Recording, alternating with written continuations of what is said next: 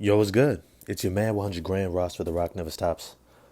Today I want to do a video about Jaden Ivey and just how ready we believe he is for the NBA. There's been a lot of conversation from my last video where I had Jaden Ivey starting off the season coming off the bench. And there's been a lot of conversation around why I thought he was coming off the bench to start the season versus starting from day one. And so I want to dive into that in this video today. Definitely smash the like button for me, hit subscribe and the bell for notification. I appreciate all the love and support, truly. You know, when I think about whether or not somebody is starting, especially as a rookie, something that I really have to consider is what is the situation that they're going into versus the situation that they're coming from, right? And this was really at the core for me when I was looking at Jaden Ivey.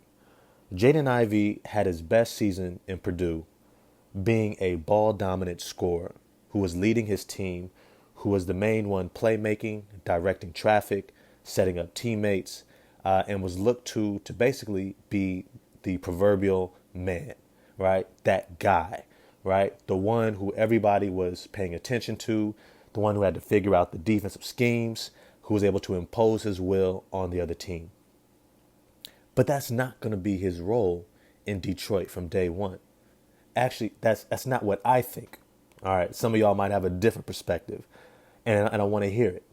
But I don't think that that's going to be his role from day one, right? And as a matter of fact, I think the person, it's very clear whose role that's going to be is Cade Cunningham, right? Cade Cunningham is built a little bit different, and I mean more specifically, physically.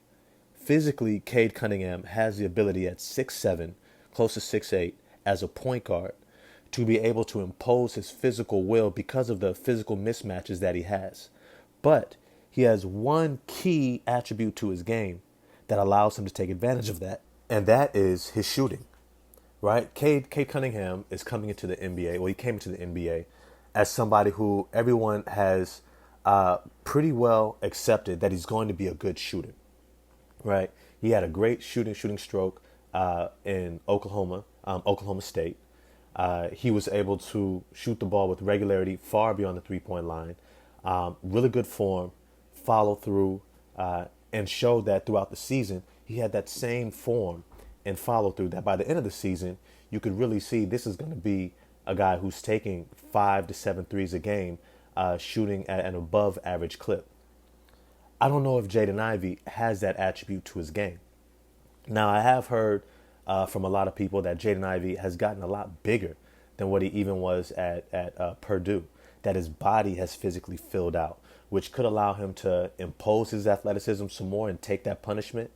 And they also said that his three-point shot looked decent in Summer League. I saw him, it looked decent, but I don't know if he's necessarily ready to be that type of a shooter at the NBA level to where defenders have to go over the top of screens. And that is really kind of a key component here. Will defenders have to respect his shooting enough to have to crowd him at the three-point line that gives him the opportunity to take advantage of that crowding and blow by them and get to the rim? If so, I think he should be able to start, but I doubt it. And the reason why is because most scoring guards, most really athletic scoring guards, take time to really adjust their game to the NBA speed and to the athleticism of defenders coming at them. Remember, in the starting lineup, it's a different beast. In the starting lineup, you're not only going up against other starting level athletic wing guards for other teams, right? The Zach Levines, Lonzo Balls, Alex Caruso's, right? You're not just going at them, but you're also having to defend them, right? And this normally takes guys, at least a rookie year to really adjust to. Make sure you don't get into foul trouble early on, right? But another aspect that they have to adjust to is what attributes of their game can be best applied for their team to be able to win. Now, the cool part about coming to play for Detroit is Dwayne Casey is a developmental coach, right? Which means he's going to allow his young guys, especially Jaden Ivey, to be able to operate in the fullness of their game, meaning he's not going to restrict them like a Tom Thibodeau might. He's going to allow them to play in the fullness of their game while developing them and he's going to hold him to some expectations as well. But it's to say he's going to have a chance to really get those shots up. But in a starting unit, I don't necessarily see him getting as many opportunities to do so. When you've got Cade Cunningham and Sadiq Bey in their perimeter scoring prowess, you also got Isaiah Stewart and Marvin Bagley who have extended their three-point shooting to that three-point line and will be ready to take jumps in their game. He's not going to be in the type of role where he's going to get a lot of shots up if he's in that starting unit. At least I don't think so. And that was why specifically I was saying I believe he should come off the bench.